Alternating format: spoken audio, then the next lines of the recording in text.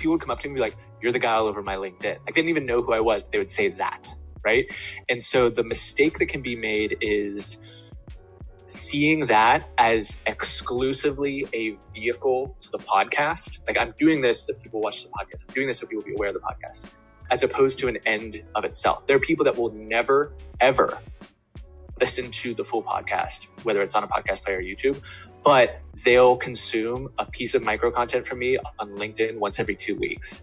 And if that is of a high enough quality, which I believe it is, that can be enough to turn them into a client, an evangelist, an advocate, a referrer of some way, shape, or form.